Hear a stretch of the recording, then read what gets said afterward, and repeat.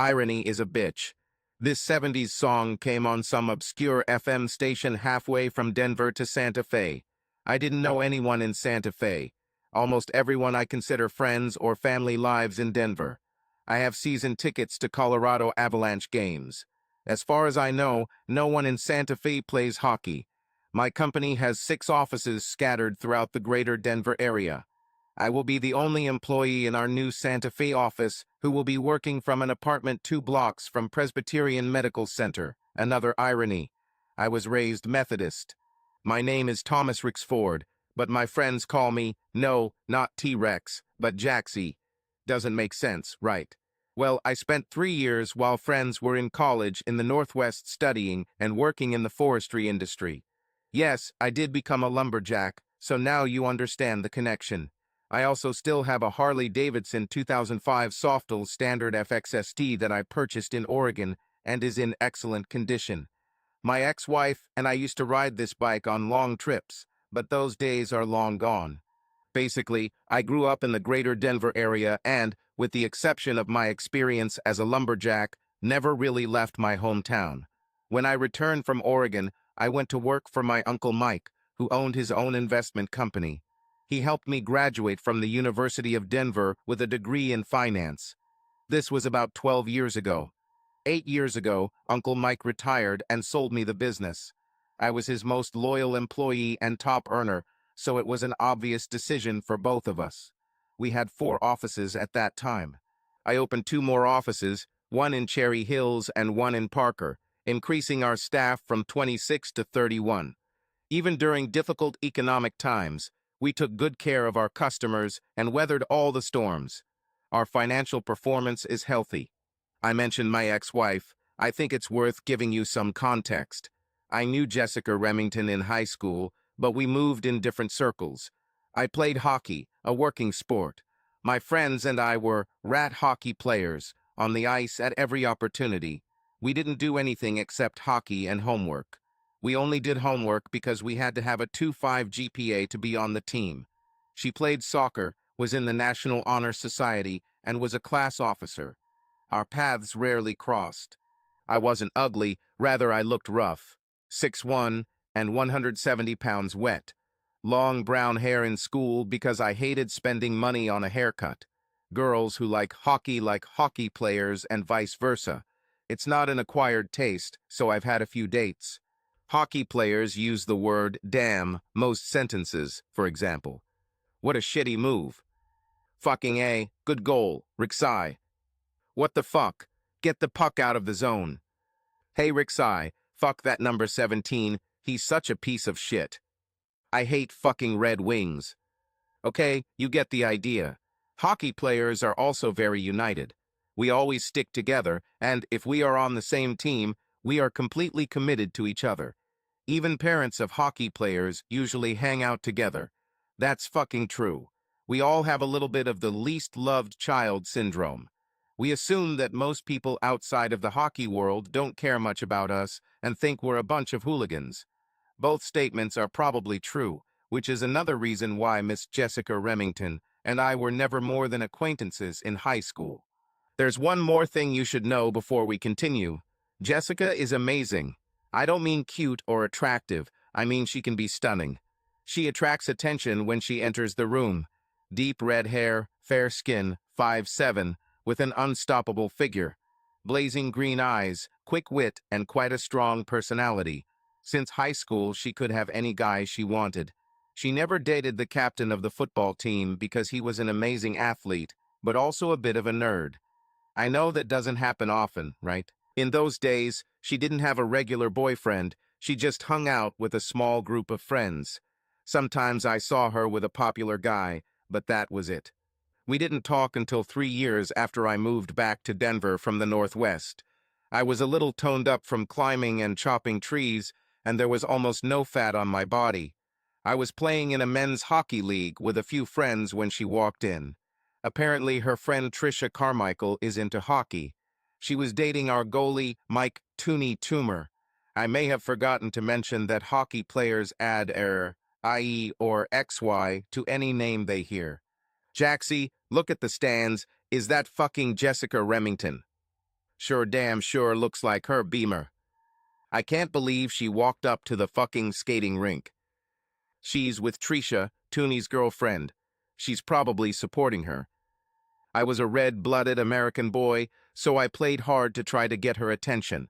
I scored 2 goals and made 1 assist. After the game, we showered and were heading through the rink's heating area when I walked past her. Hey, Thomas, good game. Are you going to stop and say hello to an old school friend? Sorry, Jessica, I didn't know we were friends at school.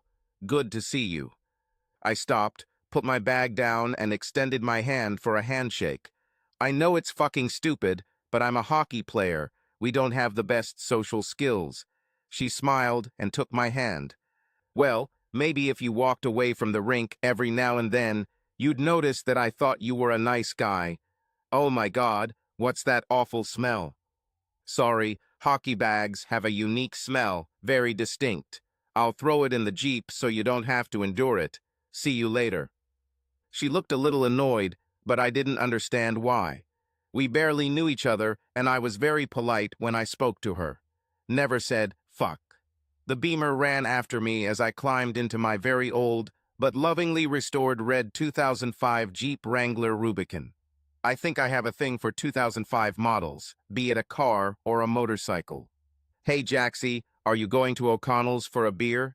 Jessica is coming, and I heard her say she was wondering if you've become a snob by becoming a hot guy. You might have a chance, brother, I don't. Fucking sure why, but you better show up and don't ruin it. As my grandpa Mitchell said, I may be ugly, but I'm not stupid, so I agreed to meet at our favorite bar. I arrived first, grabbed a Coors, and plopped down at one of the 10 tables. When she arrived, she immediately walked towards me. Listen, Jaxie, is that your name? Sorry if I offended you, but your bag really stinks. But I would like to spend a little time together, without a bag, and talk. Damn. I mean, sure, Jess, I'd love to hear what's new with you. For the next 2 hours, it seemed like we were the only two in the place. I bought her a beer, and she bought me too. We talked about the past years. She attended UCLA and studied marine biology. After graduation, she spent a year as a junior at the Southern California Marine Institute and learned to surf. But she was a mountain girl at heart and returned to Denver. She was currently pursuing her teaching certificate and hoped to begin teaching high school math in the fall. I explained to her the origin of my name. She was genuinely interested in my experience as a lumberjack. She loved my Jeep, and her eyes really lit up when I mentioned Greta. She laughed when I explained hockey lingo to her, and even tasted it. Hey, Jacker, can you get me a damn beer? My name is Jaxie, not Jacker, I said, calling out to our waiter.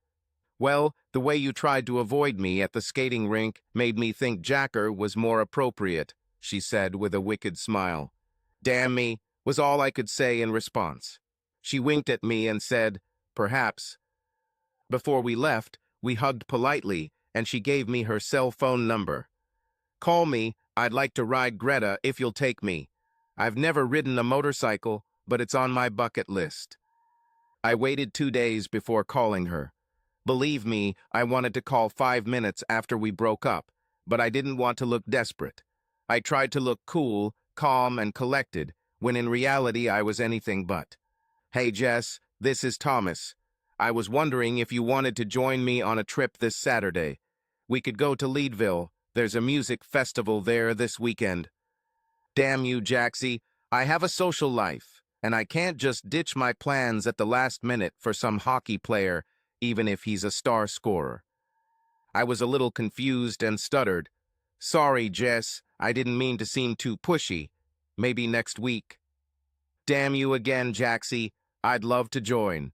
What time do you want me ready? Well, it's about a 2-hour drive, so how about 9 a.m.? I'll be ready. She seemed ready to hang up. Hey, wait a minute. I don't know where you live. You're a smart guy, Jacker. Figure it out yourself. My name is Jaxie, I replied, a little annoyed at her mockery, but the line was already dead. I called Tuner, who in turn called Trisha and got Jess's address. On Saturday morning, I knocked on the door of her condominium in Golden at 9 a.m. sharp. When she opened the door, I almost fainted. She was wearing shorts, not too short but not too long, a white tank top over a red and white plaid long-sleeve shirt and black Texas stitched Hava cowboy boots. A UCLA hoodie was tied at the waist. I almost said, "Damn me," but I restrained myself. She saw my expression and smiled. "Have I passed the examination?" she purred. "Yes, ma'am, we're through." I gave her my spare helmet, a white and black AGV X3000, and we were off. The trip was great. Summers in Colorado are warm, but the mountains never get too hot. The first part of the trip was comfortable, but as we entered the foothills, we stopped to put on warmer clothes. She put on her sweatshirt, and I grabbed my black leather Roland Sands Ronin jacket.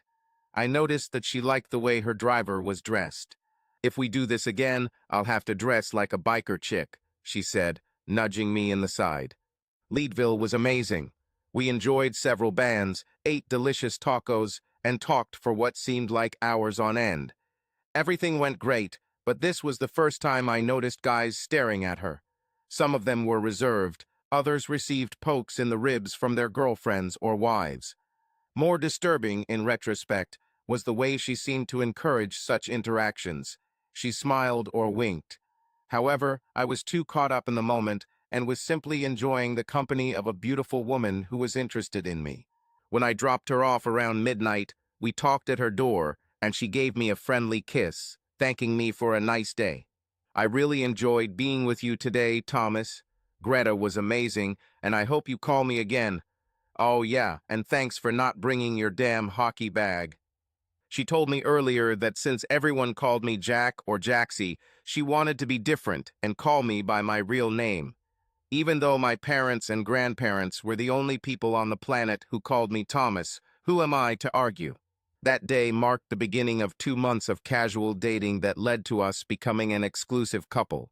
We texted every day and talked on the phone almost every night. She received her teaching certificate and took a job at a local high school. She had hoped to teach high school, but figured it wouldn't take long if she applied herself. After 4 months, we decided to introduce our extended families. I met her parents, 2 younger sisters, Meg and Beth, 2 grandmothers, and 1 grandfather. There were cousins, but none of them lived in Denver. She met my family too. Mom, Dad, my little brother Mikey, Uncle Mike, Grandma and Grandpa Rixford, and Grandma Mitchell. I had a few kinky cousins, but I decided to wait to meet them. After several family gatherings, including Thanksgiving and Christmas, I decided it was time to evaluate where our connection was going, and so I called for a council meeting.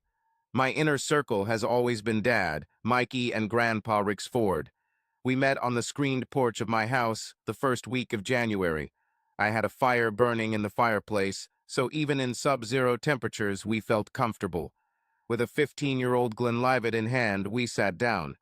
"Well, guys, that's the way it is," I began. "I've been dating Jess for almost 6 months now. We've been exclusive for 4 of them, which is a first for me. I'm really starting to develop feelings for this woman, so before I go too far, I'd like to know what you 3 think. I don't care. I need to ask any of you not to hold back. I know that I will hear the naked truth from each of you, and that's what I need. I would like to start from the youngest to the eldest, if this suits everyone, grandfather, so that I want you to hear the opinions of others if you want to challenge any of them." Everyone nodded. "Okay, Mikey, get started." Mikey was 20 months younger than me and always looked up to me as a role model growing up. But Mikey was smart. Not just academically smart, although he had just completed his master's in applied mathematics, whatever that means. He tried to explain to me several times. I could understand the finance and business part, but the rest was Greek to me. However, I realized that Mikey liked to figure things out. It was never enough for him to understand something. He always wanted to test it in practice to make sure it actually worked or figure out how to do it better. It made him street smart. 2 years after I returned from my job as a logger, Mikey was a senior at Coup Boulder. I lent him my bike for a week the following summer. He told me a year later that he had only ridden it twice. Once on the first day, and once a day before returning it to me. He spent the rest of the time taking it apart piece by piece and putting it back together again. I almost fainted when I saw pictures of Greta dismantled on the floor of his garage. Then I thought about killing him, but he told me about a few improvements he had made to the fuel system, and damn me, I noticed the bike ran better when I got it back. Well, Jaxie, if this were math, I'd say there are a number of variables in fluid dynamics that need to be taken into account to determine the best results. But why bore you with the details? I'll keep it simple and use small words so you understand. 1. Jess seems like a wonderful girl. She has a good job as a teacher, she seems to genuinely care about you, and she doesn't take herself too seriously. 2. She doesn't have a long list of ex-boyfriends, so she hasn't exhibited the love it and leave it mentality. 3. You guys are showing, at least in front of us, real affection for each other. This includes, but is not limited to, respect, physical touch, good communication, and realistic conflict resolution. 4. If you continue this relationship, you will need to understand that whenever you are in public, even with friends, you will have to look around. She is stunningly beautiful, so every guy who doesn't like guys will notice, and many will probably try to make a move. 5. The big variable for me is the lack of time you spend together. You're both 27, so you have plenty of time to start a family. I'd like to see at least another 6 months before you make any long-term commitment. He finished and gave the floor to Dad. Thomas, you are a smart young man with a good head on your shoulders. 3 years of working in the forests in the Northwest took away many of the rough edges and helped you grow up quickly. Your business sense is excellent. From what I can tell, you are quite wise about your personal life. You enjoy the company of your hockey friends, but don't join them when they decide to do stupid things. I think you'll make a great husband for someone. I agree with Michael. Jessica seems like a good person. I won't repeat his assessment, but I agree with his caution. I'm not sure you know her as well as you need to if you're going to propose to her. Your mom and I dated then. We were together and separated from the age of 16 until we got married at 23. We had a few bad breakups, but it helped us figure out what we wanted and what we were made of. A little more time during the courtship phase wouldn't hurt. Dad, always curt, then looked at his father, our elder, Grandpa Rixford. Grandpa leaned back in his overstuffed leather chair, took a sip of his scotch, and looked toward the mountains, as if lost in thought. After a pause, he looked me straight in the eyes and said, "Beauty is skin deep, but ugliness goes to the bone." Then he took another sip and looked back at the hills. Pretty damn mysterious, right? I was about to ask him to expand on his thoughts, but Dad gave me a look that said, "Just be quiet and be patient, it will come." Grandpa began again. "Thomas, Jessica is a nice young woman with looks that could stop a truck or a train for that matter. I've been watching you too closely, and I see that you're fascinated by her. She has a good personality, but there's something else. And I can't figure out exactly what. In simple words, she seems to be the one who always needs attention. In more complex words, she is immature and self-centered. She has to be the center of everything. Happens. Silence doesn't come naturally to her, I think because no one ever shut her up when she was a child. Your dad grew up in the 70s, and I could never understand the immense devotion to rock music. Like the rest of his generation, he listened to it all the time. I hated it. Give me R&B any day of the week. Anyway, one day, I think when he was in high school, it was 79, I heard the words to a song he was playing by Bob someone, and the song was something about Hollywood. Dad interrupted her. Bob Seger, Dad, Hollywood Nights was a song. Yeah, that's right. Anyway, it's a song about a young guy who got his heart broken by some beauty queen. There was a line that said she was born with a face that allowed her to have her way. He saw that face and lost all control. Damn, I remember thinking, a song that actually makes sense in real life. My point, Thomas, is that it's Jessica. She can get anything because of her looks, but she doesn't always use it. She damn sure knows she's got it. This is potentially the ugly part of your relationship. Will she flirt with other men after marriage? simply because she wants something. Even if she is loyal to you, will these men misinterpret this and approach her? How much time will you have to spend looking over your shoulder? Will she respect you enough to stop this crap? My advice is more specific than your dad's or Mikey's. I like the slow approach, but I would add one element. Ask your uncle for 6 months leave, go back to Oregon and work in the forestry industry again. But this time, take Jess with you. Get some time alone where she doesn't know anyone and make a serious effort to get closer. I'm sure she can teach temporarily, so you're not asking her to put her career on hold. Mike won't be happy about losing his right arm for a while, but I'll talk to him about the big plan. He'll be fine. Do it. Long walks and talk about everything. About life, work, faith, children, fears, hopes and dreams, among other things. Find out if you are on the same page enough to build a life together. If she says no, that's telling you to slow down. If she says yes, even if she's a little nervous, you'll have a good foundation to build on. Anyway, your dad and Mikey are right. She's a woman who can get anything. And anyone, and it's something you'd better figure out now rather than in 5 years when you've had a kid or two and are headed for disaster. Great advice from 3 smart guys, all of whom loved me. We enjoyed the rest of the evening watching the Avs destroy Vancouver, returning to Jessica every now and then. I slept on it for a few nights and then decided to split the difference. I didn't really want to return to the Northwest, but I wanted to find a way to spend more time alone for the two of us. I also decided that I would delay the proposal for at least 4 months. There's little point in asking for advice if you don't intend to take it. I had to make this decision alone and take responsibility for the outcome. But only a fool would refuse wise advice. I believed I took the best of what was on offer. 2 weeks later, I took Jess out for dinner at a small local pub in Golden that we both liked. Burgers and beer, nothing special. Just a chance to sit and talk for a couple of hours. The owner was a buddy of mine. I played hockey with Richie, and he was happy to put us in the back, away from most of the crowd. Jess took off one of her shoes and was stroking the inside of my right leg, making it damn hard for me to concentrate. So, Thomas, are we just chatting tonight, or do we have some plans on the table? She was great, but she also had a good head on her shoulders. Jess, as I learned, was very intuitive. I think somewhere in the middle, I began.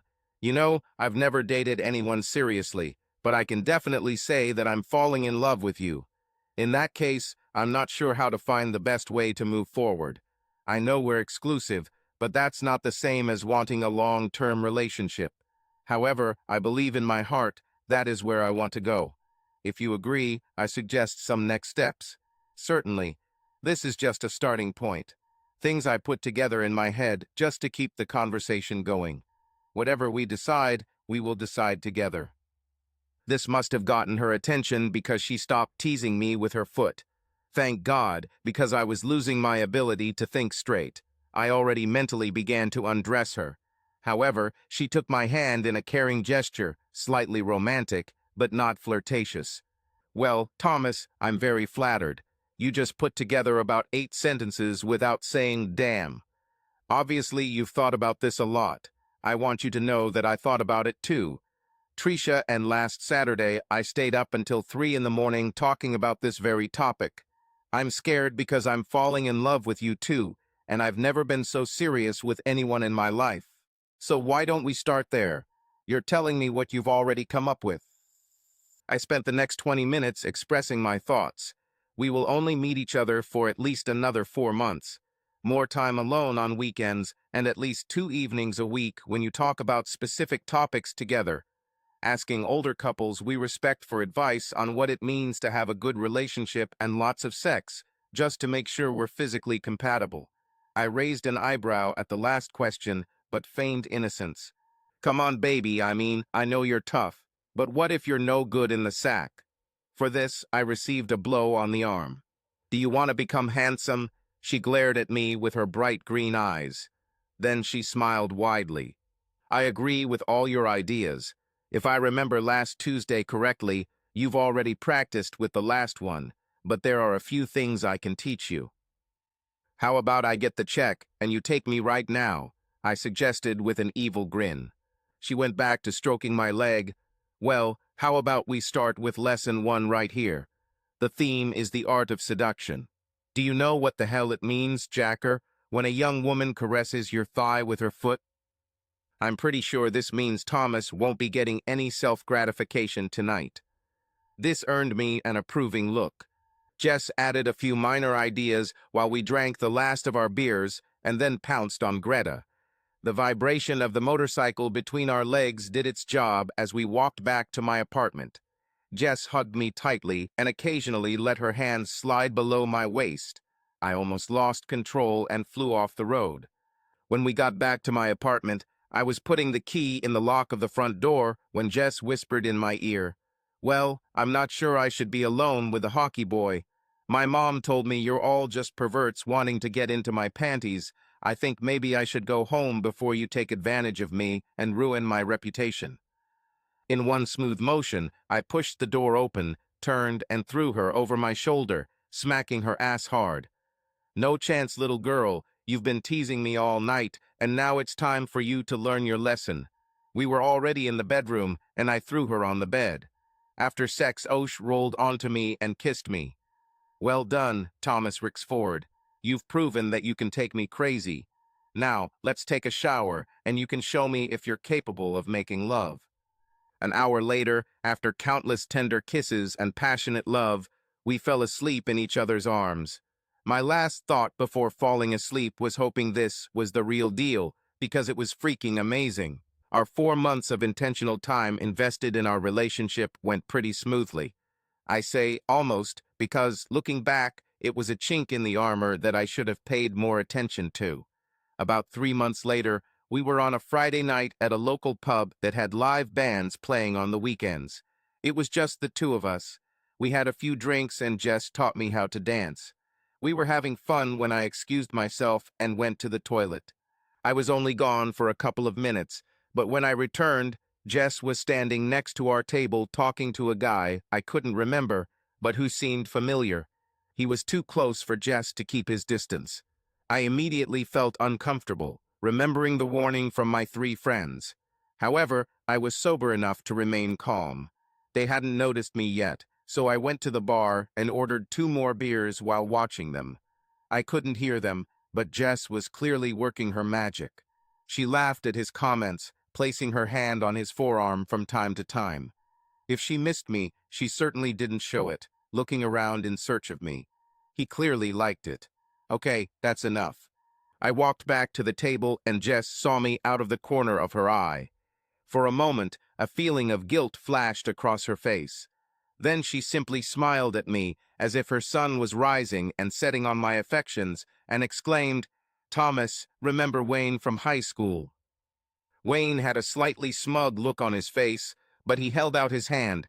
"Hey, Thomas, nice to see you. It's been about 10 years. You look good, kid." I shook his hand and said hi. "Now, let me explain a few things if you're listening closely." He called me Thomas, not Jaxie or Rixai, which means he wasn't a hockey buddy. So, at best, he is just an acquaintance, not a friend. Secondly, you can tell by the look on Jessica's face that she knew what she was doing was wrong. Now the question was how she would react. She missed her first chance. "Wayne, why don't you sit down and join us for a few minutes? Are you with anyone here?" "Thanks, I don't mind." "No, just with a couple of buddies, no one I can leave for a while to catch up with old friends." "I can't believe you're alone. A lot of girls should take notice." Second mistake. "You're too kind, Jess. I've dated one or the other. There were a few serious ones, but not as lucky as Thomas here." Jessica hasn't included me in the conversation yet. She didn't thank me for the beer I was now drinking. She just kept talking to Wayne. "Well, why don't you ask me to dance, and we'll see if we can get some attention for you." Third mistake. She didn't ask me if this was normal. She didn't even look at me until she stood up and took Wayne's hand, leading him to the dance floor. "I'll be back in a minute, honey. Don't flirt with anyone while I'm gone." I'll give Wayne credit, he looked very nervous. He was an inch or two taller than me, but he looked like a clean, rich boy from what I remembered. Probably never fought in his life. I had several fights in high school and several in Oregon. In truth, in the first week of working as a lumberjack, I got my ass kicked the first week of logging. I drank too much and threw it out to the hillbilly who was about 2 inches. Others liked it. He cleaned my watch while everyone was enjoying the show. We later shook hands and he took me under his wing. But from then on I tried to learn to control myself. Obviously Wayne didn't attend that school, but the look in his eyes told me he knew I did. "Do you mind if I dance with Jess?" he asked over his shoulder. "Of course," Jessica told me in a tone that went beyond disrespect. "There is no fourth strike in baseball, too bad." Wayne avoided being hit by at least being smart enough to try asking. "I'm trying to follow an unspoken code among men." Jessica was in for a rude awakening. When they later returned to the table, I was no longer there. Greta and I had a great ride home in the moonlight, which allowed me to cool down a bit. Jess and I didn't live together. I may be old school, but I think it's disrespectful for a man to ask a woman to live with him without putting a ring on her finger. Yes, we were very sexually active, so call me a hypocrite if you want. I think that's fair. But in my opinion, it's damn easy for a guy to try to get what he wants from a woman and then just walk away if they are not an official in the eyes of God and the state. The journey home took 20 minutes. Another 20 years passed before messages began to arrive. It is clear that this was not one or two dances. "Thomas, where are you? I cannot find you." "At home." "What the hell? Why did you leave without taking me?" "You looked like you were having too much fun with Wayne." "Come back and get me now, you bastard. You're embarrassing me." "Good night, Jess. I am more than confident that you will be able to return home." My phone rang before I could turn it off, but I ignored it and turned it off. I figured I'd get a good night's sleep before the shitstorm that was about to hit in the morning. Around 7:30 a.m., I was drinking my second cup of coffee when Jess burst in with her green eyes blazing. We didn't live together, but she had her own key. "You son of a bitch, Thomas. How dare you leave me like that?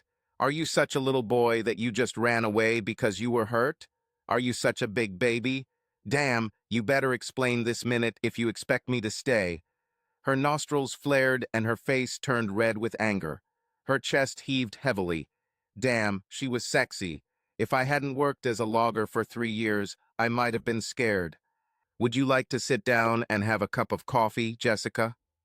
"Hell no, I don't want to sit down or have a cup of coffee with a teenager like that." I kept my tone calm. I think this may have angered her even more, but I wasn't about to get into a row with an angry Irish girl. "Okay, as you wish. Let me be clear, Jess. I am madly in love with you and want nothing more than for us to be together. However, I will never tolerate disrespect. What you did last night was unforgettable. We are not dating, we are not exclusive, we are committed to each other. We even mapped out ways to intentionally deepen our love in hopes that we'd be together for life. Wayne was standing in your personal space, and you weren't supporting him. In fact, when I first saw you two, you were touching his arm, showing your openness to him. Secondly, you didn't ask me. If Wayne was welcome at our table, you just ignored me and asked him to sit down. You then flirted with him, telling him that other women should notice him. Finally, without consulting me, you never asked him to dance. Even Wayne caught on and tried to ask me if everything was okay. You didn't even allow me to speak up for myself and answer his question. So tell me, Jess, what's respectful about this? How does this show my love or show Wayne that we are together? How does this demonstrate your love for me? You're drop-dead gorgeous, Jess. Guys always notice you, and I know you know what they like. In a way, you enjoy the attention. I'm not saying I was completely right to leave last night. In a way, it was childish. However, if we are going to belong, it must be mutual. What you did made me angry. I'm not going to compete for you. We've passed that stage. You don't have to compete for me. I see that I am yours. This gives you the right to expect love, respect, and honor from me, and I expect the same from me. If that's not what you're thinking, just say it. It's going to hurt like hell, but I respect your choice and move on. However, if you love me and want to continue our relationship, you must also respect me. I won't tolerate anything less. Look at it this way, Jess. How would you have taken it last night if someone we hadn't seen in 10 years was actively flirting with me when you came back from the bathroom? What if I ignored you and danced with her, without even asking your permission? There was deathly silence for a moment, and Jess looked down at me. I was almost sure she would turn around and leave, but tears began to form around her eyes. Her lower lip began to tremble. Without warning, she threw herself into my arms and began to sob. I just held her. After a moment, she caught her breath. "I'm so sorry, Thomas. I couldn't stop thinking about it. It was terrible of me. I can't believe I treated you so badly. I love you and want to live with you. I'm not sure what came over me, but I was wrong. Please forgive me." She started crying again. I held her for a moment longer and then pushed her away a little so I could look her in the eyes. She was sincere. "Jess, I forgive you. I love you. But we need to make this clear. We must come first. I know guys will always hit on you. This will be a part of my life until we're 90. And even then, the guys at the nursing home will still want you. We can't be so disrespectful to each other." "I know, Thomas, that's absolutely true." She wiped her face with her sleeve. "Oh, I must look terrible. Give me a minute to wash my face, and then I'd love to have a cup of coffee and talk about this more to strengthen our love." 5 months later, we got married on a Saturday morning near Breckenridge. It was a gorgeous May morning with sunny skies and temperatures in the mid-60s. It was a nice event, even if my hockey buddies couldn't return their damn congratulations calls. Surrounded by family and friends, we made a vow to leave everyone else and live together as husband and wife. Enjoyed the day with those we loved most until about 6 p.m. when we headed out to enjoy our honeymoon. Accordingly, Greta drove us to Dwy, where we boarded a flight to Cabo. 9 amazing days later, we were back in early summer in Denver. Over the past months, Jess and I talked a lot, went on long walks, and I thought we touched on several issues that were important to both of us. We even saw a therapist where we struggled with some important factors in our relationships, such as families or backgrounds, expectations, and communication. All in all, I felt like I had listened carefully and taken the advice of the three men who loved me the most and went on a lifelong journey with the only woman I truly loved and who truly loved me. So how is it that just 4.5 years later, I'm driving down the highway, single again after my divorce from Jess? I thought I listened carefully and applied the good advice I received. I thought Jess and I went through a lot of emotional, psychological, and relational territory before and after we got married. I believed that we were completely honest with each other and made a commitment to honesty, love, care, and respect. What I discovered the hard way is that it doesn't mean anything unless the other person makes the same promise in their heart. It turns out that Jess had different definitions for these words that she never shared with me. There were habits in her life that she was unwilling or unable to break, and that put us as a couple at risk. In fact, Grandpa Rixford was right. Jessica was a beautiful woman on the outside, but her ugliness got to the bone. A year earlier, Jess had learned that her application to the local high school had been accepted. She will teach Algebra Roman II and trigonometry to 10th graders. There were 2 older faculty members in the math department who were a couple of years away from retirement. If things go well, Jess will be teaching app math in the not-too-distant future. According to the head of her department, Dr. Charles Wellborn, or as he came to be known, Chuck the Hell. But I'm getting ahead of myself. Jess was more than pumped up in the first 2 months of the school year. Every evening she told me about her training and what this or that child had learned. It was clear that she liked it when kids liked math. She loved teaching middle school, and a big part of her passion was seeing the kids enjoy it. From time to time, she would talk about Dr. Wellborn and what a wonderful mentor he had been to her and the other new faculty members in the department. I didn't think much about it other than he was a good guy who wanted everyone to do their best. I should have turned on the radar, but he was 15 years older than her, married with 3 children, all teenagers. I first met him in early October. After hearing about his amazing personality and leadership qualities, I was a little disappointed. He was not a weakling. He was probably about 6'1" in tall. He wasn't overweight and looked fit and toned for a guy in his 40s. He was not bald, and his head was not covered with gray hair. But nothing about him stood out. Nothing special or surprising. The way Jess was talking, I guess I was expecting Wayne Gretzky teaching math. But to me, he looked more like Barry Melrose. To me, it was Dr. Dillis Wellborn. At first glance, he was a good guy. To each his own, was my thought. Jess loved his support and leadership, so who am I to judge? I listened politely as she talked about how inspiring he was.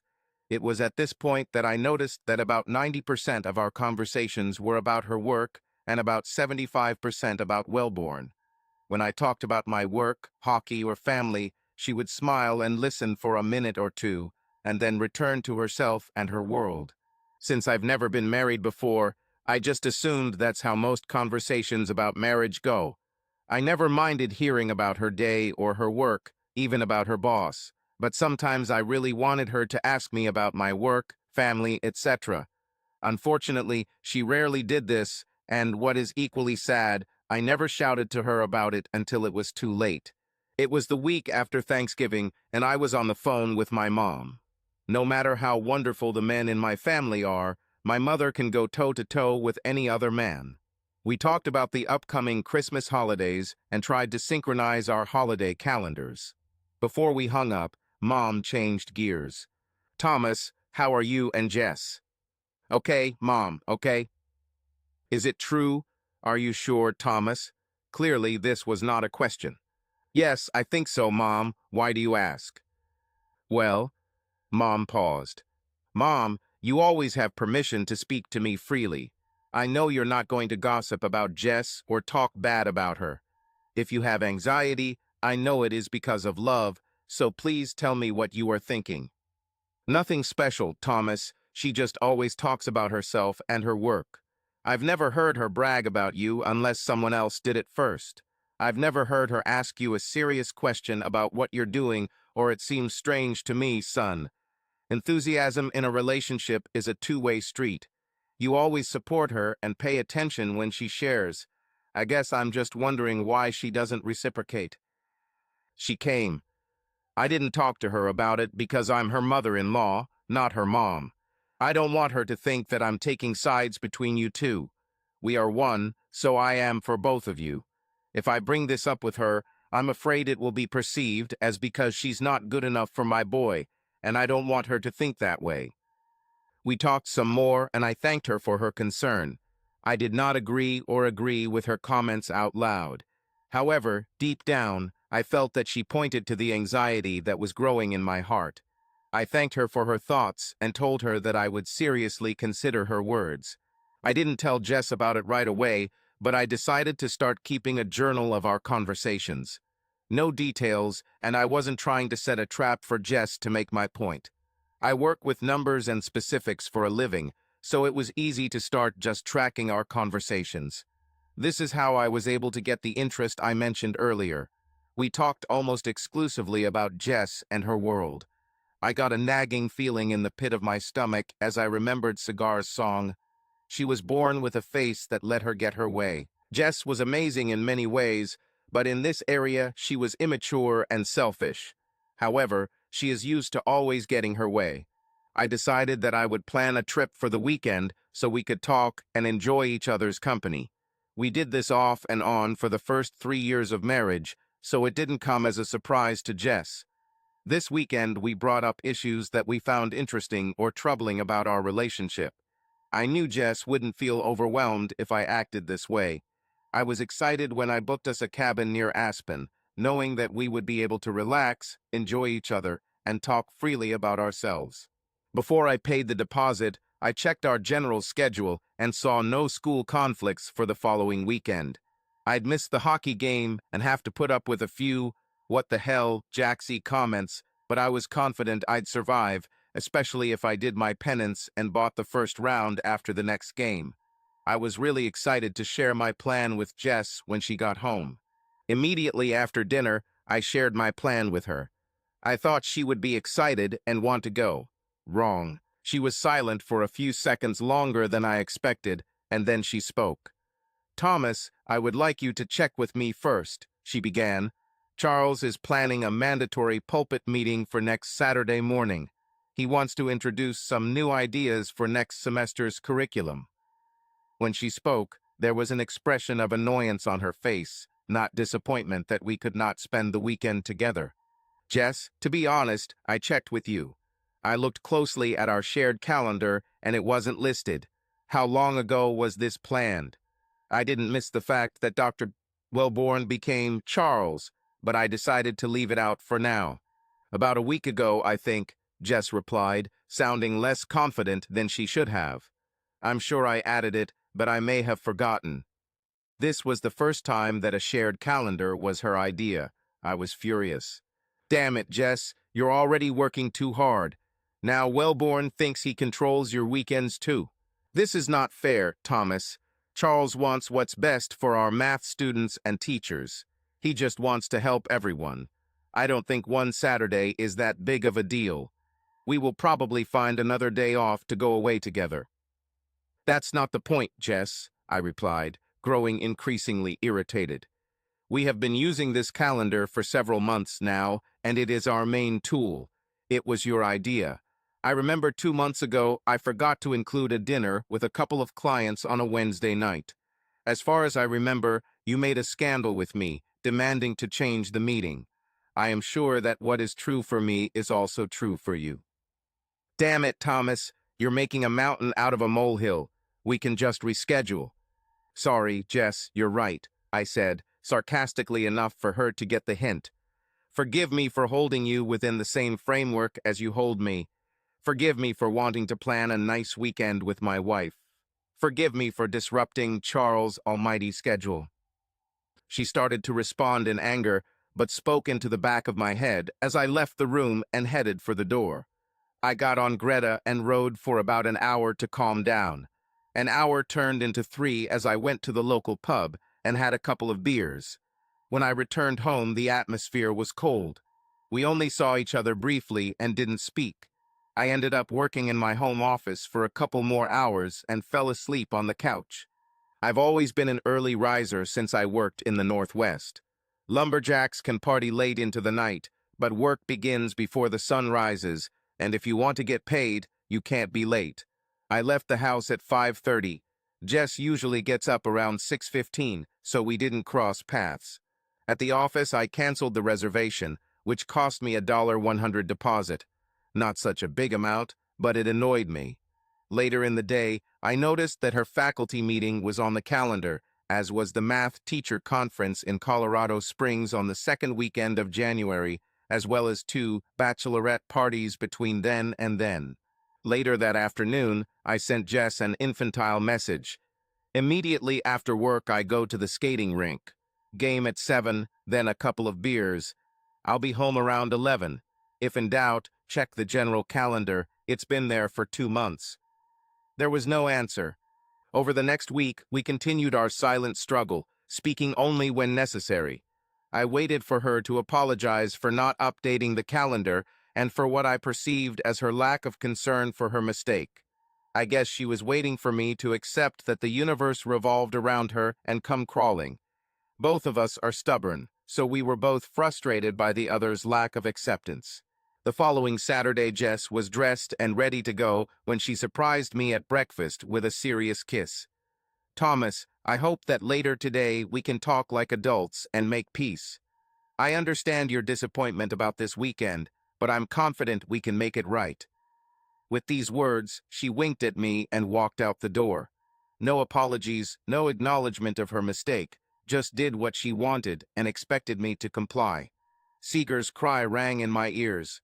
A face that will let her have her way. I was angry for about half an hour and then decided that I would not waste the day. The door on the covered porch has been squeaking for the past 2 weeks, so I decided to take it off its hinges, oil it, and put it back. I also thought of a couple of other small projects I could do. After removing the door, I realized we were out of lube, so I got in the Jeep and drove to the hardware store. Mick's Hardware has been around for a long time. It was opened by the original Mick just after the First World War and has remained in the family for the last 90 years. The store was now run by Mick Roman IV along with his two sons, Mick V and Eddie. I played hockey with Eddie, and Mick V only worked in the store on weekends because he taught math at the same school as Jess. Imagine my surprise when I walked in and V was helping a woman pick out a good snowblower. He smiled and waved at me as I entered. The surprised look on my face must have surprised him, because he caught up with me a couple of minutes later in aisle 9, where I was getting oil. "Hey Jaxie, what's up buddy? Heard you scored a goal and 2 assists on Thursday. Eddie said you played pretty well for an old man." "Hey, yeah, it was a good evening. Sorry if I gave you a weird look when I walked in, but I thought Wellborn was holding a meeting for math teachers this morning. Did you decide that the store couldn't do without you and you quit?" Now it was his turn to look puzzled. "I'm sorry, Jaxie, but I think you're wrong. I'm still teaching, but Dr. Arrogant Wellborn hasn't scheduled a meeting for today. He's an arrogant jerk, but even he's not stupid enough to ruin our weekend. Jess told you we had a meeting." I somehow maintained my composure. Probably misunderstood what Jess said when she ran out the door. Then I thought of something else. "Hey, do mathematicians ever go to academic conferences?" "Yes, of course," he replied. I felt relieved for 1 second, but then he continued. "Our next one is in Estes Park at the end of March. I plan to attend half of the seminar and then go skiing." Trying to breathe and act more or less normal, I deflected. "That sounds like you, although I am surprised that you plan to attend half the meetings." "Yes, I know. I'm probably getting old. We'll talk later, Jaxie. I need to make sure Eddie isn't trying to take credit for my snowblower sales." And with that, he left, taking with him any trust I had in Jess. I paid for the oil and got into the Jeep. Damn, why is she lying to me? Twice? I drove past the school trying to find her car. I checked all 4 parking lots, not just the one near the math classrooms. No cars, no lights on, no one. My mind was racing along with my heart, and I needed to calm down and think. I assumed the worst, and assumptions are known to lead to bad places. I needed to know the facts about my wife. Where is she? What is she doing? And is she with that damn Charles? I couldn't just go home and wait. I went to the cafe, took a cup of coffee, and sat down in the far corner of the bistro. An hour later, notepad in hand, I had a plan. My insurance agent was a guy from my hockey team. Pat Cookie Cook was surprised that I was calling on a Saturday morning. "Jexie, what did you do? Break your leg trying to practice your pathetic skating skills?" "It better be this way, Cookie. I need some of your time. Can I meet you in your office?" He knew from the tone of my voice that it wasn't a broken bone, but something serious. 15 minutes later, we were sitting in his conference room. "When you suspect insurance fraud, do you have a trusted detective investigate?" "Of course, Jaxie, but why do you need a detective?" "Cookie, this is completely confidential, right?" He looked at me as if I had committed the greatest insult in the history of the world. "Sorry, buddy, but my head is spinning. I think Jess might be cheating on me, and I need to find out without anyone finding out. Do you have someone who could help me?" "Damn it, Jaxie. I hope it's not what you're thinking. No, I don't have a boyfriend, but I have a girlfriend, and she is the best. Almost invisible, tough as nails, and always finding the truth. I can put you in touch with her right now if needed. It's not cheap, but it's the best." "Thanks, Cookie. Yes, I hope I'm wasting my money on my fantasies. Please call her." Her name was Ella Compton. Since private investigators work unusual hours, she agreed to meet with me later in the day. I returned home, finished the porch door, took a shower, grabbed a bite to eat, and met her at 1 p.m. I texted Jess that I was running errands and would be home around 3. Ella was a relatively short woman, about 5'5", but if you looked closely, it was clear that she was not to be trifled with. She smiled politely as we spoke, but there was steel in her voice, accompanied by a business-like approach to her work. I explained everything to her in as much detail as possible. When we finished, she said, "It will take a few weeks if you want a full accounting. My investigation will extend beyond the New Year's holiday because you think she's lying about the conference. I'm not cheap, Mr. Bidges Rixford, but I promise you'll know the truth when I'm done. I just need $1 to $500 down on Venmo, and I'll get started. I will issue the rest of the invoice when the work is completed." I sent the advance as she requested and asked a couple more questions. We stood up, shook hands, and parted. I felt like I was at rock bottom, but I knew I had to keep up appearances. I had to be dishonest with everyone I loved and respected, but secrecy was the only way to find out the truth. Jess was home when I arrived, and she was working in the kitchen, humming to herself when I entered. In a good mood after having sex with Chuck, I thought as I kissed her on the cheek and told her I needed to take a shower. Luckily, I had tickets to the Avalanche vs. Predators game that night, and Jess rarely came with me. I took Mikey, and she was more than happy with it. Before I left, I lied for the first time. "Jess, I'm sorry I reacted so strongly this weekend. I wanted us to spend it together, but I shouldn't have talked to you like that. Please forgive me." "Of course, Thomas. I understand your disappointment. I'm also sorry that we couldn't leave, but we'll be leaving soon, just the two of us." Bitch to the end, huh? I thought. The next 6 weeks were hell. I put on a happy face at the office, at home, and with my family. Christmas was painful as we exchanged gifts and went to my parents' house for lunch, then to her family's for dinner. New Year's was even worse, if that's even possible. We went to dinner and danced. Jess kissed me passionately at midnight, and we had sex later in our hotel. The physical part was the hardest. We had sex at least once a week. I still loved her body, but now I was just using it for my limited pleasure. No real warmth or pillow talk. No love, only sex. If she noticed it, she didn't show it. New Year's Day fell on a Friday, so we still celebrated with dinner at Mom and Dad's on Sunday. Grandma and Grandpa Rixford were with us. We were hugging and kissing goodbye around 6 p.m. when my grandfather quietly called me aside. "I'm sorry, Thomas. I'm so sorry," he whispered so that no one else could hear. "Sorry about what, Grandpa?" I answered, honestly not understanding his meaning. "Sorry, I was right." "What?" He smiled sadly. "I was right. The ugliness goes all the way to the bone," he said, nodding toward Jess. "Just know that we are all with you, no matter what happens." I wanted to collapse into his arms and cry. He saw tears in my eyes. "No tears, Thomas. You can handle it. There will be time for tears later. For now, just do what you need to do. We Rixfords always support each other." At that moment, he gave me strength, and I knew that I could handle it. 3 weeks later, I was sitting in Ella's office, across the desk from her. She called me earlier in the day, saying the report was ready. I asked to meet at her work, not mine. If the news was what I expected, I didn't want to fall apart in front of my employees. She started. "I'm sorry to tell you, Thomas, that you spent a lot of money to find out that your wife is cheating and lying. I assume you've prepared for the worst, but if you need a few minutes, I'll give you time to get ready." "No, please continue." She was the first to introduce a new nickname that would stick. "Well, Chuck is sleeping with your wife. Usually at the Hampton Inn in Inglewood.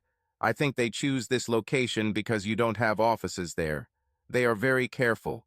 They behave exclusively professionally at work and among colleagues. Very discreet. Drive separately to parking lots or truck stops where they will never run into family or friends. Far enough away to be invisible, but not so far away that you can get home quickly if you need to." As you suspected, there was no conference in Colorado Springs. They spent that weekend in Gunnison in a remote cabin outside of town. Their meetings occur approximately once every 8 or 9 days. As far as I can tell, they've met at least 6 times, not counting the weekend, since you hired me. I have audio and video of their last 2 love affairs in Hampton, thanks to a couple $100 and a friendly front desk clerk. Don't worry, I'll add it to your bill. I also have photos of their meetings, driving to the hotel, and pictures of the entrance and exit. I also have some conversations from their burner phones thanks to listening devices in their cars. The evidence is undeniable. She passed me a 2-inch thick folder across the table. Everything is here, although I advise you not to look at the photos or listen to the recordings too soon. They're very graphic. For some reason, I was able to remain calm throughout our conversation. I asked her several follow-up questions, and she answered each one thoroughly. When we finished, I asked her to send the final invoice to my private business address. I collected the folder and got up to leave. Mr. Rixford, if I may, this is the best and worst part of my job. I am selective in choosing my clients. I try to avoid liars and deceivers. I never help anyone cheat on their spouse, co-workers, or family members. I've tested you and I know you're a good guy, even a great one. You don't deserve this. I hate to break this news to you. This is the best part of my job, though, because now you know the truth. You can deal with this honestly as you see fit. You are no longer in the dark. You may have been a cheated husband, but not anymore. Now you can regain control of your life and go on the right path. Thank you, was all I could say. The last thing, she added, I dug Chuck a little more. This isn't his first rodeo. If you want help taking down this bastard, I will offer my help for free. It's a shame this isn't the 1880s, or we could hang it before sunset. When I went out, I noticed that it was starting to snow. Gray twilight seemed to envelop my world. I sat in my Jeep for a few minutes, trying to figure out what to do next. 5 minutes later, I called Jess. She answered the third ring. My second lie. Hi, honey, I had to go to Boulder this afternoon to see a client. They were in a real mess and needed my help urgently. It's snowing heavily here now, and I still have a couple of hours of work to do, so I'll be back tomorrow. Oh, sorry, dear. I was going to surprise you and go to your hockey game today. Please be careful and get home safely tomorrow. I love you. Thanks, bye, was all I could say. I was planning on visiting my parents, but on a whim I stopped at the Hampton Inn in Inglewood. I parked 2 lots away in a spot where I could watch the entrance. My Jeep was hidden from view by several bushes bordering the parking lot. I decided to wait an hour. While he was waiting, Cookie called and told him the bad news. Damn, Jaxie, I'm so sorry, buddy. Thank you, Cookie. I need you to cover for me in front of the guys today. Make sure they know the next keg is on me. I'll call you tomorrow, but for now, please score a few goals today. Just talking, as usual, helped. Of course, brother. I didn't have to worry about whether my soon-to-be ex-wife would show up with her lover. About 35 minutes later, Chuck appeared and headed into the lobby. I guess they felt safe enough knowing I was out of town to drive separately, because 5 minutes later Jess, the evil bitch, arrived and parked at the far end. She walked to the side door where her boss greeted her, opening the door and giving her a quick kiss. I threw everything up on the bushes. Returning to the car, I went to my parents. On the way, I called my father and told him. He was quiet, which with my father meant fury. I asked him to tell my mother because I didn't have the strength to repeat the story at that moment. After telling him that I would be there in 20 minutes, I hung up and cried the whole way.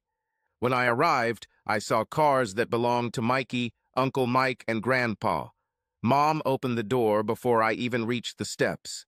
I collapsed into her arms, sobbing like a little child. When I got ready, the 6 of us sat down in the living room. Mom wanted to feed me, and my father poured me a strong drink. I refused both, not trusting my stomach. For the next 30 minutes, I told them the story as I knew it. I hadn't read the file yet, but I knew enough from talking to Ella to connect the dots for them. Everyone sat in silence and let me throw out everything that had accumulated. I cried throughout the entire story, and my mother rubbed my back the whole time, as she did when I was little. By the time I finished, everyone had tears in their eyes. Grandfather spoke first, like a patriarch. Well, Thomas, I know we are all deeply saddened by your pain. I know all of us would love to spend a few minutes alone with Jess and her boss. We are all angry, but we must be wise. Letting out feelings feels right, but it would be the wrong approach. Why don't we talk a little longer, and then I suggest we call it off for the evening, take a strong sleeping pill, and continue this in the morning. Nothing good will come of long discussions today. But as I told you a few weeks ago, we are all with you, no matter what. Everyone looked at grandfather with wide eyes. The realization that he knew what was going on, even if others had missed it, began to set in. Nobody was mad that he didn't talk about it sooner. Everyone understood that he had his own methods, and every member of our family trusted him as the foundation stone of our family. "You're right, Dad," my father finally answered. He then asked, "How can we cope with Thomas not being there tomorrow? Tess will be waiting for a call from him or expecting him to be home by early afternoon." Uncle Mike intervened. "I can solve this issue, brother." Thomas told Jess that he was swamped with business in Boulder. "This storm has given him a short respite, but I can extend it. I'll call Jess in the morning and explain that the situation is serious and only Thomas can handle it. He'll have to talk to her at some point tomorrow, but I can assure her it will take another day or two. Since she's in school, she won't be tempted to go to Boulder to play the loving wife." We agreed to this plan, adding a few suggestions from Mom and Dad. When we finished, my brother came up to me and hugged me as if it was our last time together. More tears. Uncle Mike hugged me too. Grandfather came up and took my face in his hands. "You can do it, Thomas. I promise." After everyone left, I went to the guest room, took a couple of pills from the medicine cabinet, and in less than 20 minutes the medicine, along with my emotional exhaustion, did their job. I passed out. The next morning I woke up surprisingly calm and determined. Sadness remained my primary emotion, but Jess had made her choices, including ignoring her marital vows and completely disrespecting me, so now it was time for me to make my choice. My family loved me, and that was the foundation that would get me through this. My long-term plan began to take shape. The team reconvened at 8:30 a.m. at the kitchen table. By noon, we had the basic outlines of the plan. My next stop was the lawyer Uncle Mike recommended. I wanted someone who successfully advocated for people like me, husbands whose wives cheated. I arrived at the law firm at exactly 1:30. After the introductions, I sat down with the second of the three scourges. Meredith Beach Cochran was a pleasant-looking woman whom I assumed was in the late 40s. She had steely blue eyes and a firm handshake. We exchanged pleasantries as much as possible in this situation. I learned that she practices exclusively family law and never defends or represents fraudsters. It was clear that she was knowledgeable about the law, but also had a realistic view of the world of divorce in Colorado. "What do you want when the dust settles, Mr. Rixford?" "I'm not quite sure yet, consultant," I replied. "I know I don't want her to leave our marriage with an extra penny, but I guess that's not realistic. However, our prenuptial agreement clearly protects my family business in case of divorce due to infidelity. I want to keep my good name, which means I don't want us to hide the fact that her betrayal is the reason for my lawsuit. I want his name to be known to the public as the one she cheated with. I'd like to see him fired over this, but I'm prepared to settle for public humiliation for him. Besides, I want to cut all ties and move on with my life." Most of what you say makes sense, and I'm glad to see that you don't have high expectations about what we can expect from the trial. I have to ask you, as your lawyer, you have no intention of causing physical harm to either of them, right? "No, ma'am, but once his name gets out, I can't vouch for what some of the more enthusiastic guys on my hockey team might do." "Well, damn it, you're right about that," she replied with a devilish grin and a raised eyebrow. My mouth opened in surprise. I just looked at her. "Two brothers played at the University of Denver in the early 2000s, Jaxie, so I know the lingo," she winked. "Well then, damn it, Mrs. Beach Cochran, I think I've found the right lawyer." "Yes, Mr. Rixford, and you can call me Beecher if you want." "Great, I'm Jax." Before I left, we agreed on the following. 1. I will leave her a folder with evidence so that she can study it carefully. 2. She will file for divorce within 24 hours and Jess will receive the papers after school on Friday in the school parking lot. She believed that the effect of surprise would work in our favor. Maybe Jess will do something stupid when we meet that will help us achieve our end goal. 3. I will be home on Friday evening for the first conversation and will insist that Jess leave since the house is in my name. 4. We will continue to work with private investigator Ella for a couple more weeks to monitor Jess' behavior before and after she is served with the divorce papers. This was a bit of a pain as the bill was already around $5K. There were other points she emphasized: staying calm, letting my family help me cope with the pain, and maintaining a normal routine even though I wanted to retreat into my shell. We ended our first conversation by exchanging cell phone numbers, and she made it clear that I could call her at any time with questions. I texted Jess as I left her office.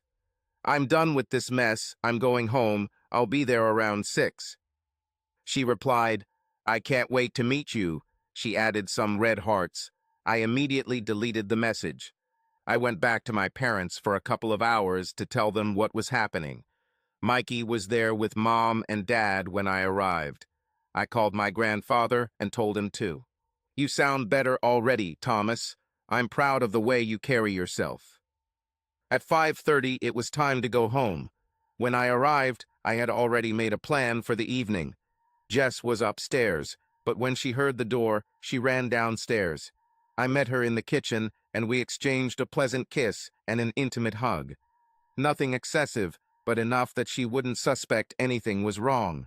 I showered, changed, and we made a simple dinner of burgers and a big salad together. I realized that I had not eaten for over 24 hours and suddenly felt hungry.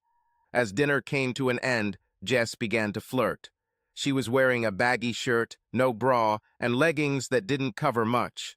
The thought of sex with Jess was disgusting to me, but she was still my wife, and I was still physically attracted to her. "You may have had to be Jacker last night, but I hope Jaxie takes his wife upstairs and fucks her senseless today."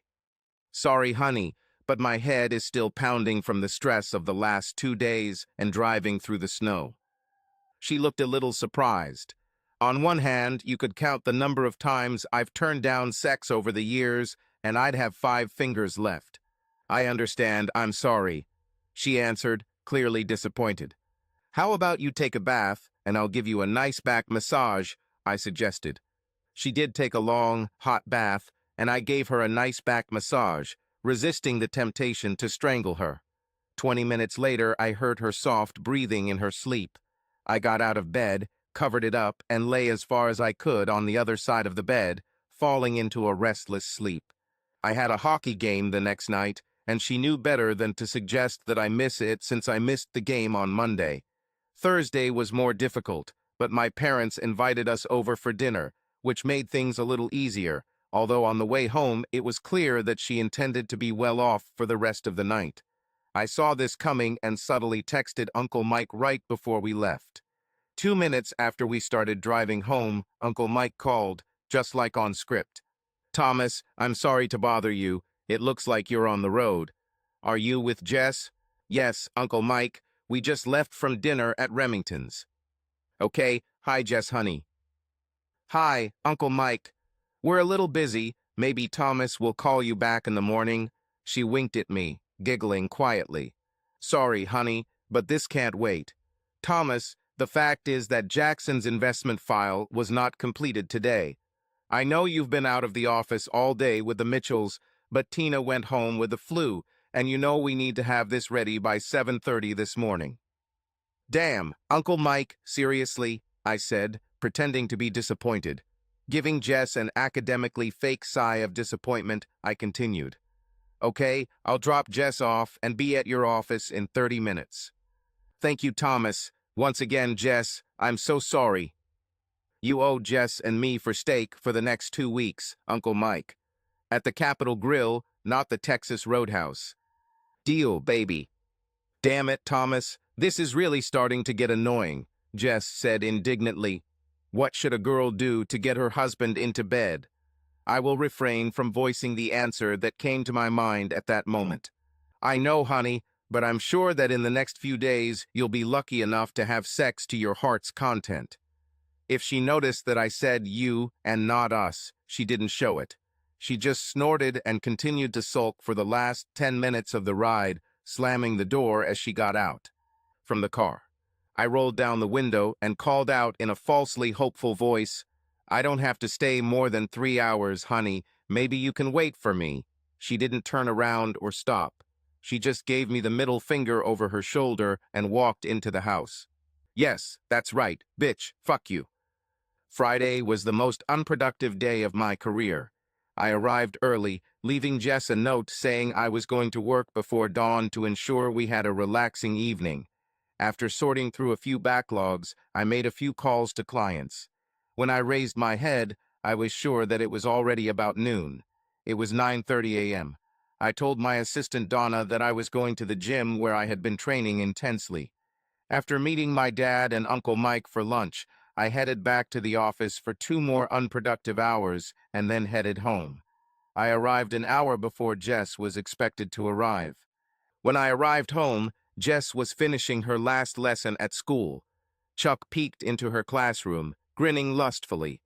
"Hey, honey, how about we stop somewhere on the way home today?" Chuck was a nice guy and could charm like no other.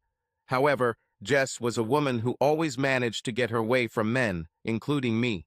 She was starting to get tired of her lover. He was excellent in bed, but he had a job with clear restrictions. He would never become rich, and he was 15 years older than her. Besides, he had no intention of leaving his wife and 3 children. The more she thought about it, the more she realized that Chuck was a dead-end street. She decided to stop it, but wanted to do it politely since he would still be her boss. "Sorry, Charles, but Thomas and I have been fighting all week, so I need to go home to him. How about meeting on Sunday evening? Thomas has a hockey game at 5, so I can meet you from 4 to 6.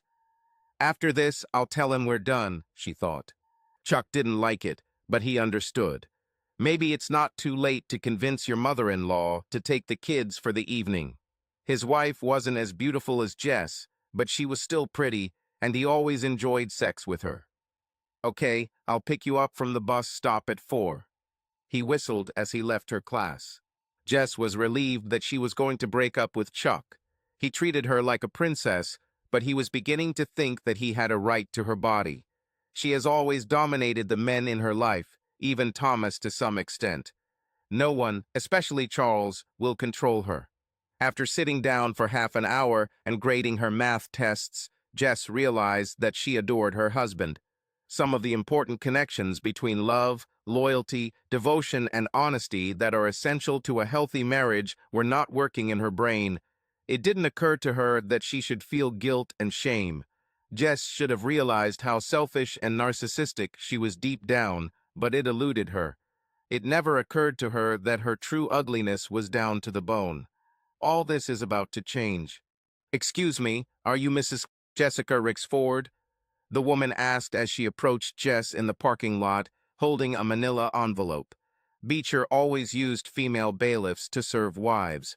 Low-key women tended to reassure other women. "Yes, it's me, sorry, I don't know you. Who are you?" "I have an important document for you, so excuse me for asking, but can I see your ID?" "Of course," Jess said, confused and intrigued. A polite, friendly trick always worked. Jess wore a teacher's badge around her neck. She took it and showed it. "Is that enough?" "Great, thanks. Mrs. Jessica Rixford, you have received the documents." The woman handed Jess a folder, which she accepted. The bailiff turned around and left, wondering why some women were so stupid. "Stupid people always accept documents without even thinking," she chuckled as she got into the car and drove away. "Wait, what? I don't understand who you are. What is this?" Jess didn't get a response, only the sight of a woman running away. Slowly, like the dawn over a dark early morning, reality began to take over Jess's world. "No, it can't be," she whispered, tearing open the envelope. The words at the top of the first page screamed at her. "A suit for divorce." "No, no, no, this can't be right," her brain responded. "Thomas would never do this to me. He adores me. He loves me. He can't know about Charles. We were absolutely secret. There was no way he would find out. If he had known, he would have confronted me about it. Oh God, I have to go home and fix everything. She was rushing for the keys, dropped the papers, started crying, picked up the documents, and tried to open the door at the same time. A moment later, she managed to collect everything, open the door, and start the engine. She was crying and shaking with fear. She tried to slow her breathing, but having little to no experience with real shock or stress, she was confused. It took her a few minutes to calm down and start driving home. Along the way, she went from hysterical to furious to crying, and then back to furious. She was ready to tell him everything when she returned home. No one, especially Thomas Rixford, treats her so shamefully. How dare he put on such a show at her work? Luckily, it was after most people had left, but a few teachers were still on campus, and it's likely several of them witnessed the conflict. By Monday, rumors will be spreading throughout the school. Again, it did not occur to her that she herself was the cause of her pain. Her infidelity to the man who loved her unconditionally was the root of this disaster. However, by the time she pulled into the driveway, she had collected her thoughts and was determined to remain calm. She was sure that she could explain her infatuation with Charles if Thomas knew about it. She claimed it was sexual harassment and explained that he forced her to sleep with him for promotion. Yes, an action plan was being formed. She would never choose to sleep with another man. Thomas was her one and only, but she was too scared to tell him the truth. She was too embarrassed to tell him what had happened and was afraid that his anger would get out of control and he would attack Charles, ending up in serious trouble. She would then have sex with him until he passed out and they could put the incident behind them. By the time she walked through the door, she truly felt confident in her plan. I was sitting at the kitchen table when she arrived. There was another file on the table, but Jess ignored it. She went on the offensive. Thomas, my love, there must have been a terrible misunderstanding. Why do you want to divorce me? We love each other. You are my only relative soul. What the hell made you do something so stupid? I remained calm. Jess, please sit down. She did. Jess, I've learned some disturbing things about your behavior as my wife. I'm going to give you a chance to come clean and tell me the truth.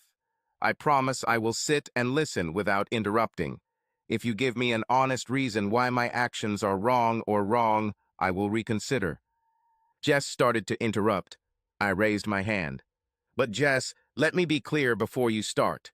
I'm going to record our conversation on my phone so that there is no confusion in our discussion later. You only have one chance to be completely honest with me. Please don't hide behind lies and misrepresent what you did. If you do this, I can promise you that we are done, and I will proceed with the divorce immediately. Still ignoring the folder on the table, Jess began. I don't mind recording this, Thomas. I'll tell you the truth. Charles Wellborn forced me to have sex with him. He used his position of power to force himself on me. Time and time again, I fought off his advances, but he made it clear to me that the best way forward was in his bed. At first, I tried to just kiss him and let him touch me a little. I hated every second of it, but I endured it because I was depressed and didn't know what to do. But this was not enough for him, and he always demanded more.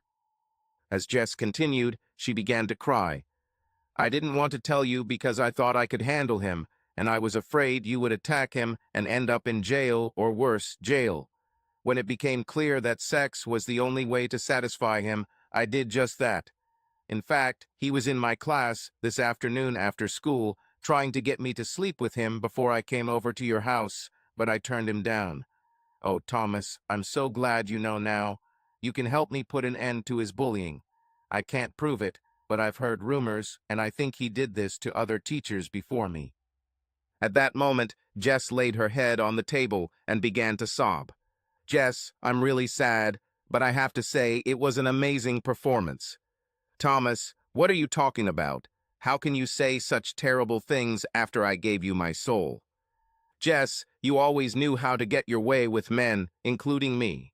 You are so beautiful on the outside, and sometimes we are so gullible that we believe that there is beauty on the inside. Let me tell you what I know. With that, I opened the file and began to explain all this to Jess. You've been sleeping with asshole Chuck for at least 2 months. Maybe longer, but I'm sure it's that long. You two are going to the Hampton Inn in Inglewood." At this point, I started moving the pictures around the table so Jess could look at them. She began to turn pale. At least 6 meetings in the last 2 months. Also, there was no Saturday morning math teacher meeting in early December, and there was no teacher conference in Colorado Springs a few weeks ago. In addition, I have several records of the time we spent together. Here's just one short snippet. "So, my dear, loving, faithful wife, you certainly do not look like a woman who has been taken against her will or who is trying to reluctantly appease an abusive boss. Your voice and these photographs tell the true story. You slept with Chuck at least 8 times, one of them for an entire weekend in Gunnison, and that's just one. A cheating bitch wife who thought she could set her husband up and get away with it."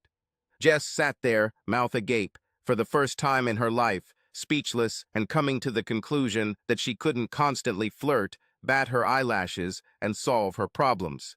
I continued, "You broke my heart, Jess. I have no idea how many tears I have shed over the past couple of months realizing your betrayal. My work and family relationships suffered. My self-esteem has hit rock bottom. And I repeatedly asked myself why. Why would you ruin my love and our marriage because of some outside sex with a school teacher? Some people say that the opposite of love is hate, but I think the opposite of love is indifference, and that is how I will treat you. I won't care about you anymore." Thomas I. "No, Jess, not anymore. I packed a bag for you. If you want to go upstairs and get a few more things, that's fine with me, but you won't be in this house tonight. My lawyer's contact information is in the packet you have, so if you want to come and remove more of your stuff, just let her know. I'll make sure I'm not here. If you want, I'll throw it away or burn it." "But Thomas, please, I'm sorry. I was too scared to tell you the truth. I screwed up royally, but we can get through this. I want to be with you and only you." "Scared, Jess? Is it true? When have I ever given you a reason to fear me? I never raised my hand to you and rarely even raised my voice. If you were afraid, it was because you were afraid that you wouldn't have your cake and eat it too." "Thomas, I will not leave this house like a defeated woman. You can't kick me out. This is my home too." The Irish side of her was beginning to emerge, and she wasn't about to give up without a fight. "Jess," I replied, keeping my cool, "I bought this house with my own money before we got married. It is registered in my name. Luckily, we don't have children, so you can't argue that you need a house to look after the kids. Our prenuptial agreement clearly states that I keep my assets if we divorce due to your infidelity. I know that your appearance allowed you to almost always get your way, but you should have read this document more carefully before signing it if you wanted to deceive me and steal my home from me." "Thomas, I don't want to deprive you of anything. I want us to be together. Charles means nothing to me. I was already planning to break up with him this Sunday." She realized her mistake as soon as those words came out of her mouth. "This Sunday, right? While I'm at my damn hockey game. Farewell sex for Chuck. Even if I believe you, which of course I don't, it's too little, too late. I swear, Thomas, I don't care about him. It was a stupid hobby on my part. I have no excuses, but you can't leave our marriage over this. We are meant to be together. Yeah, Jess, that was stupid. It was also selfish and cruel. But let's be clear, I'm not leaving our marriage. You threw it in the trash as you spread your legs for Chuck." The full weight of her infidelity began to sink in, and she began to sob.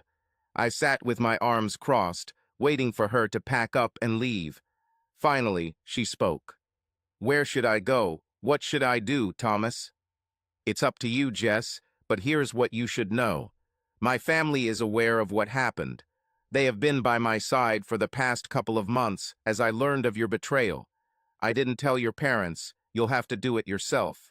However, if you lie to them or distort the truth, I will not feel any guilt about sending them a copy of this file. I'm not going to physically attack Chuck. However, you should know that by Monday morning your director will be aware of what has happened. I am not going to sue the school because the administration did not know about your connection. But I'm not going to hide who had sex with whom and how often. Chuck can handle this himself. If his wife contacts me, I will tell her the truth. I'm guessing you know he has 3 children. Their lives will explode, and it will be on your conscience too. So, like I said earlier, I don't care about you anymore. Where you go is your business. Sleep with Chuck or whoever, I'm done.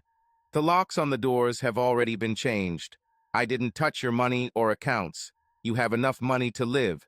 You will see that the divorce I propose is more than fair given the circumstances. You can sign the papers now or wait, but I advise you to find your own lawyer. Now, if possible, collect everything you need and be kind enough to leave my house. Jess finally gave in. She wiped away her tears, went upstairs, and gathered a few more things. When she left, she walked through the kitchen. I sat quietly, emotionally drained from the confrontation, but relieved that it was over. Sorry, Thomas. Yes, Jess, you're right. Here I am, 8 months later, divorced and heading to Santa Fe. Why am I leaving, you ask? Good question. The answer is simple. I need some time away from it all. I love my family deeply and know they love me, but like my trip to Oregon 15 years ago, going out on my own again will be difficult, but it will give me a breath of fresh air. I'll spend a year or two growing the business and then hire someone to run the New Mexico office. I'll probably move back to Denver, closer to my family and friends. Apparently my hockey team won't win many damn games without me. But at the moment I need a little space, a little time to immerse myself in something new. A little adventure is exactly what I need. The only woman I plan to spend time with is Greta. Jess? Well, I'm not sure what she does. I heard through the grapevine that several of the hockey players' wives and girlfriends took her away for a girls' weekend when they found out what happened. I don't know what exactly happened, but rumor has it that Jess had a not-so-pleasant sex-filled weekend. Looks like she didn't expect it, but apparently hockey women are just as loyal as hockey men. Chuck, it seems that Dr. Fielding, the school's principal, must also come from a hockey family, because she made Chuck's work life as miserable as possible. His contract was not renewed, and he left the state. His wife is very upset with him about the divorce, and as far as I know, his children do not want to talk to him. Interestingly, she has become friends with Tricia and now goes to some of the hockey games. Before Chuck left town, he fell down the stairs while leaving his gloomy apartment in downtown Denver. All my hockey buddies were in O'Connell's pub when it happened. At least that's what 20 witnesses said. Well, heck, maybe Bob Sedger wasn't right. Subscribe to our channel so that your love doesn't cheat on you, and go ahead and listen to the next story, because this story is nothing compared to the next one. If you're under 18, don't even think click to the next one.